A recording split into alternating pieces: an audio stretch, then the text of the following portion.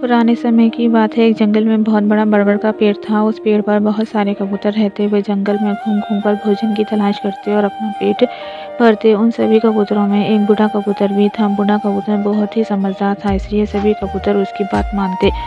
एक दिन उस जंगल में कहीं से घूमता हुआ एक बहेलिया आया। उसकी नज़र इन कबूतरों पर पड़ी। कबूतरों को देखकर उसकी आंखों में चमक आ गई और उसने अपने मन में कुछ सोचा और वहां से चला गया। लेकिन बूढ़े कबूतर ने उस बहेलिया को देख लिया था।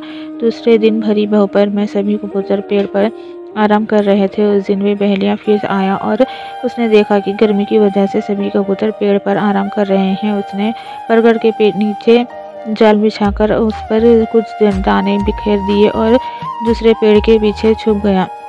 कबूतरों में से एक कबूतर की नज़र उन दानों पर पड़ी। दानों को देखते ही उसने सभी कबूतरों से कहा कि देखो भाइयों, आज तो किस्मत ही खुल गई। हमें आज भोजन की तलाश में कहीं जाने नहीं पड़ा, उल्टा भोजन ही हमारे पास आ गया।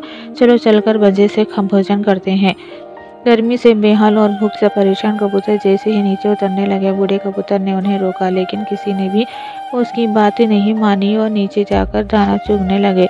बूढ़े कबूतर की नज़र अचानक पेड़ के पीछे छिपे बहेलिया पर पड़ गई और उसने माजरा समझते देर नहीं लगी, लेकिन तब तक बहुत देर हो चुकी थी। दाना चुगने कर कबूतर उड़ने की कोशिश करने लगे, लेकिन सभी जाल में फंस चुके थे। कबूतर उड़ने की जितनी कोशिश करते उतने ही जाल में उलझते जा रहे थे। कबूतर की जाल फंसा देखकर बहेलिया पेड़ के पीछे से निकल आया और उनको पकड़ने के लिए उनकी ओर बढ़ा।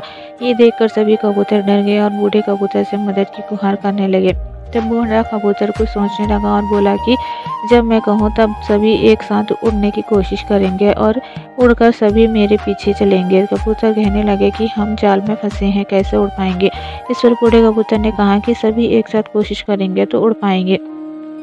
सभी ने उसकी बात मानी और उसके कहने पर सभी एक साथ उड़ने की कोशिश करने लगे। उनके इस प्रयास से भी वो जाल सहित उड़ गए और बूढ़े कबूतर के पीछे पीछे उड़ने लगे। कबूतरों को जाल सहित उड़ता देख बहेलिया हैरान रह गया, क्योंकि उसने पहली बार कबूतरों को जाल लेकर उड़ते देखा था। वे कबूतरों के पीछे पीछे भागा, लेकिन कबूतर नदी और पर्वतों के पार करते हुए निकल गए। इससे बहेलिया उनका पीछा नहीं कर पाया।